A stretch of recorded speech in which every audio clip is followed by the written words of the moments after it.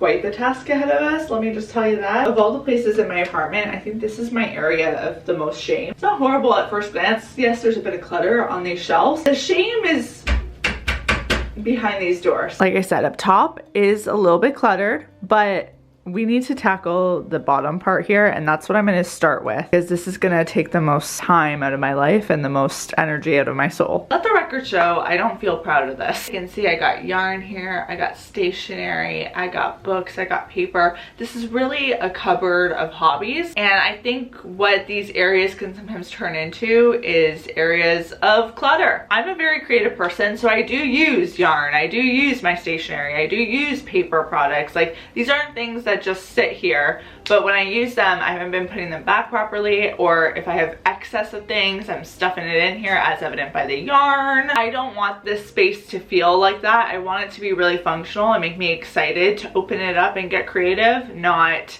fear that something's gonna jump out at me when I open it, or that if someone needs to come over and use stuff, that they can't feel like that they can use the space properly. That's not fun either. Now, I usually like to take a small chunk approach to my organizing, as you may or may not know. I think working in smaller pieces makes the project less intimidating. So I want to take everything out of here, but I do not want to take everything all at once. That is going to be overwhelming. So we're going to start with the bottom drawer here, or the bottom shelf, and then move on to the middle shelf. At some point, I assume everything will be out of the shelf, but I want to work on one area or category of things at a time so that I don't get overwhelmed and I do this properly. Because that's the problem when you do too much at once, is that you just start cutting a ton of corners so that you can get through. Not today. Like, what is happening down here? We got a craft paper roll. I use this actually quite a bit. I've got clay that I need to use, terracotta air dry clay. This is like the graveyard of my university days. I really don't need these textbooks anymore. I don't even think there's a point of keeping these, because even this accounting book I'm sure is outdated. Empty binder. Empty binder. Oh, it's an empty binder. Another one. It's getting sad. Like, don't get me wrong, I get keeping some supplies because who knows when I'll use it, but I don't need everything. See, the one thing about getting rid of this math notebook is, yes, I don't need it, but wow, it's proof that I used to be able to do this. Are you not impressed? I'm impressed by me. I couldn't do that now. Not to brag or anything, but I had pretty great notes. Good for me. Good for past me. It's gonna be 5 years since I graduated, and I think there is this period in post-grad life where you do cling to things because you just never know. And or in my case, like, I just like the idea of still having that stuff. But as years go on, the facts change. The facts being that I have more distance between me and that period in my life, and I feel like I'm more willing to get rid of some things that maybe a few years ago I was still clinging to. And I think that's okay. I think it's okay to take your time with getting rid of things, as long as it's not impeding from your current life.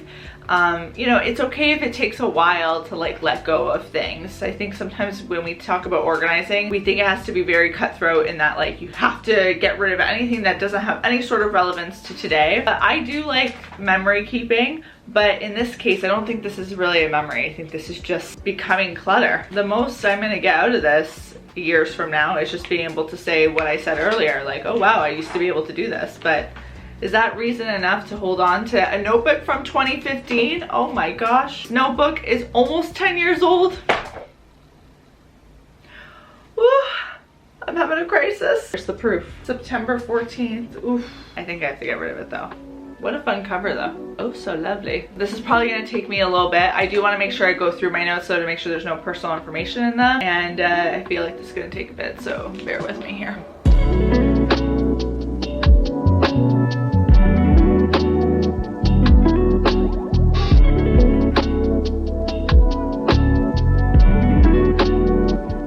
I almost feel like I gotta frame this. This feels like a piece of art. That is the tiniest writing I've ever done in my life. I don't think you need to keep your notes. Like what subject is it? Well, like, I have like all of Eco 100 in here from 2015. Like, that was my first one. Is that something you need to reference? Like, honestly, no. I don't think you need to keep that stuff. I've concluded I'm getting rid of all of these old notes, and I narrowed it down to one binder full of like assignments and notes I want to keep, one textbook, and I've got some empty binders. But the rest of those textbooks, I'm gonna figure out how I can donate them, because it's quite a bit of weight in my life that I don't need. I'm just a little surprised I still felt like such a tug in deciding to get rid of some stuff. It's just so easy to be like, oh, but I'll keep that for the memories. But it really is just taking up so much space, like a whole shelf in my office, one of 6 in this unit, that is being dedicated to the past. It's not making room for my future. And I know that's kind of like a big level way of thinking of it. Maybe I'm putting too much meaning behind some notebooks and textbooks and binders, but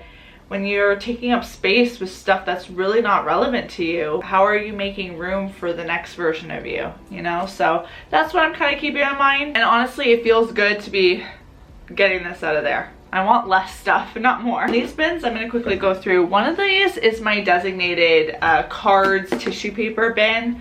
Basically anything for like gift making, but I gotta go through it and see if I still want to keep some of this stuff. In this one, I have a piece of tissue paper from Aritzia that I think I just need to get rid of. I thought I'd be able to use this to make something cool, but you know what? It's garbage.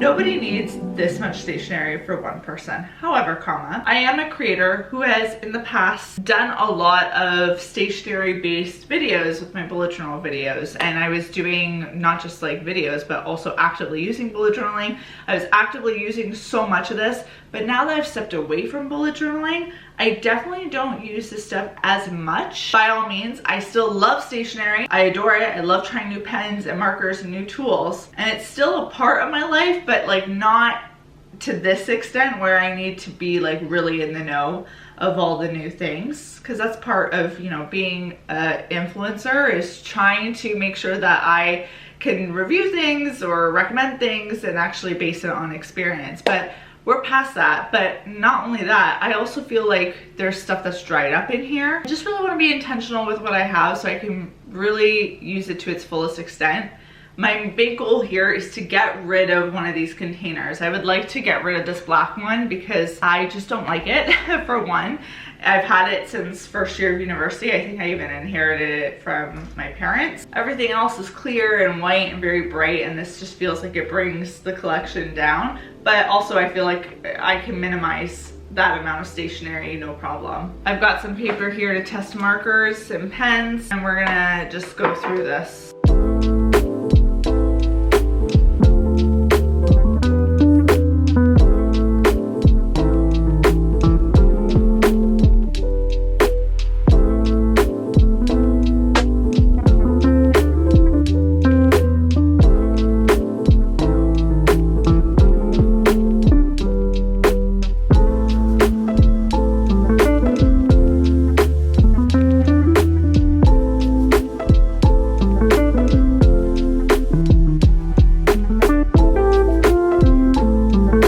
Here's where we're at with progress on this side of the shelf. I think it looks so much better. Does it aesthetically look all put together? No. But it is so functional now. All my Cricut supplies is on the bottom left here. We've got the bins together, cards, gift wrap supplies, extra cables, command strips, school stuff, yarn, paper, and then the stationery collection has been contained a little bit, and I even had room to put my acrylic paint and my dry clay right here. That paint had previously been sitting on that shelf, so woo! But you can see everything. That's also what's huge. And although it's full, it's not like brimming to the max. Now to tackle this side of things. Please do not judge me. This has gotten out of hand. I actually have no idea what's in these bottom bins, so I'm very curious to see what I find. I'm hoping I can kind of minimize things in here. I don't think I'm going to be able to minimize much on that bottom shelf, but we're going to try and clear this up a bit.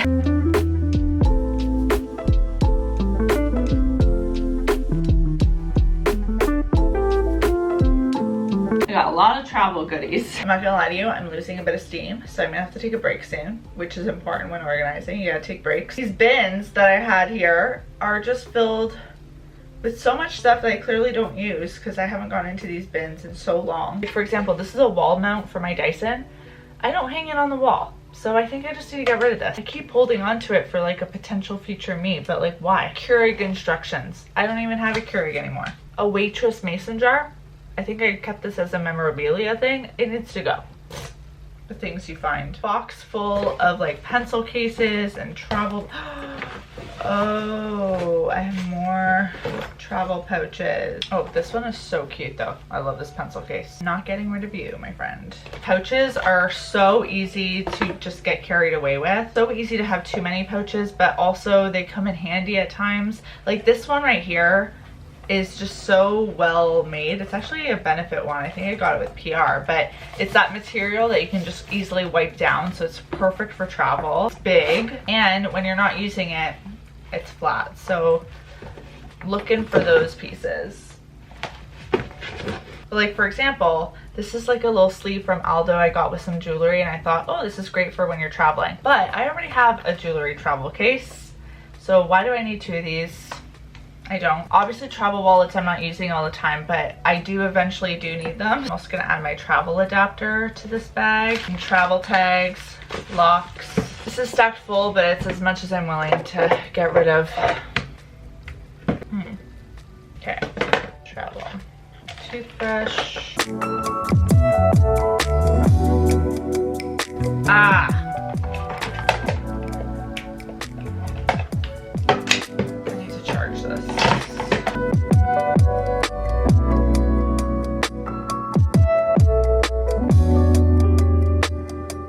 I'm so proud of myself for this one. Again, does it look aesthetic? Maybe not, but this just became so much more functional. And it's all because of this section right here. These two small bins are full of my go-to chargers for things like my epilator or my toothbrush. Very accessible. And then we've got this middle one that is filled with all those little organizers, and my most used travel organizers are at the top, so they're easily accessible, but they have a spot when I'm done using them, so it doesn't just like clutter at the top here. These are some extra supplies, and the bottom here is pretty much the same.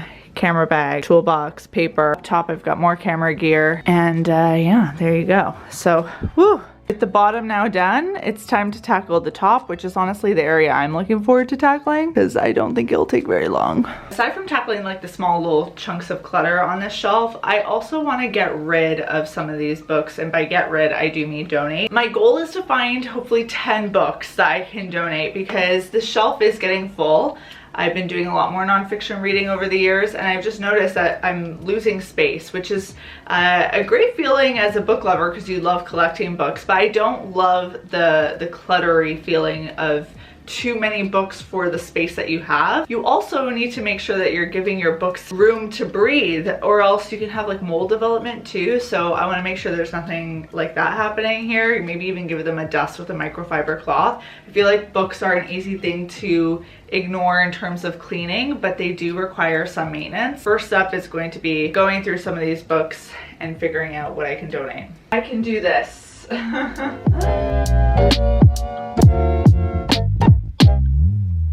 Made the mistake of forgetting to pack this globe away during the Christmas decor season. Yup, it is May. I've got my 10, so I feel good about that. And now to rearrange. What is this? What is this? Love her. She's not going anywhere.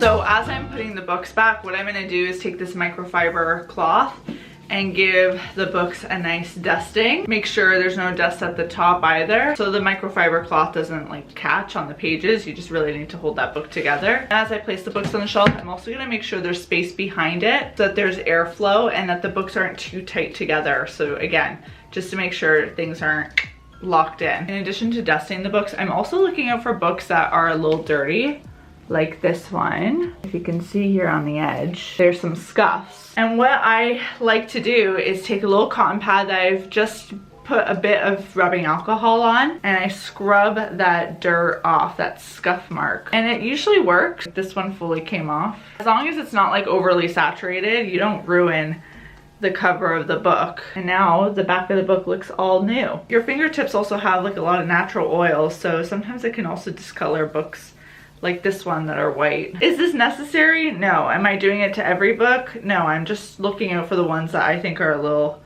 gross. Because isn't it nice to just take care of the things that you own and make them look good and ensure that the things that are in your space that you're choosing to keep in your space after decluttering are things that you genuinely want there. This is a couple of books that I've done.